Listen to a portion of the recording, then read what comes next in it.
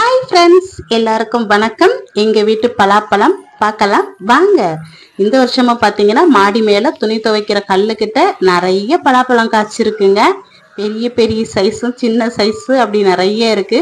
போன வருஷத்தை பாக்குறத விட இந்த வருஷம் கொஞ்சம் கம்மி தான். மழையும் இங்க கன்னியாகுமரி சைட்லாம் கொஞ்சம் கம்மியா தான் பெஞ்சுது. ஸோ இந்த மரத்துல காயும் கொஞ்சம் கம்மி தான். லாஸ்ட் இயர் வீடியோ போடும் போதும் சென்னையில் உள்ள ஃப்ரெண்ட்ஸ் எல்லாம் பலாப்பழம் கொரியர் போட கேட்டிருந்தீங்க. சாரி போட முடியல. கொரியர் காஸ்ட்டுக்கு நம்ம அங்க கிடைச்சாலே வாங்கி சாப்பிடலாம். கண்டிப்பா இங்க ஏதாவது ஹாலிடேஸ்க்கு வாங்க ஊருக்கு, கண்டிப்பா இங்க ஃப்ரெஷ்ஷா பறிச்சு அப்படியே மாடி மேலேயே உட்காந்து சாப்பிடலாம். ஓகேவா? இங்கே கன்னியாகுமரி டிஸ்ட்ரிக்ட் உள்ள ஃப்ரெண்ட்ஸ் ரிலேட்டிவ்ஸ்க்கு எல்லாம் கொடுத்துருந்தேன்.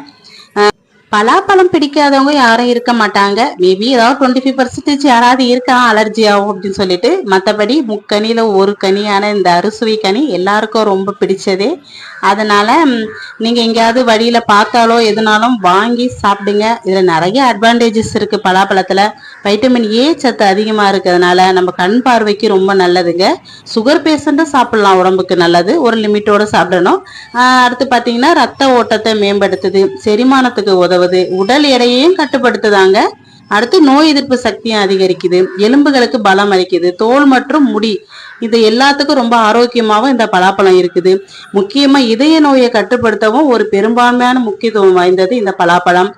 ஸோ இதோட அட்வான்டேஜஸ் எல்லாம் எடுத்துக்கிட்டு முடிஞ்ச வரைக்கும் கன்னியாகுமரி, பண்ருட்டி அது மாதிரி டிஸ்ட்ரிக்ட்ல உள்ளவங்களுக்கு வீட்லயே எல்லாரும் வீட்லயும் இருக்கும். அதர் டிஸ்ட்ரிக்ட்ல இருக்கவங்க எங்கேயாவது வழியில பார்த்தா கண்டிப்பா வாங்கி சாப்பிடுங்க, உடம்புக்கு ரொம்ப நல்லது. Okay guys, thank you so much, bye bye.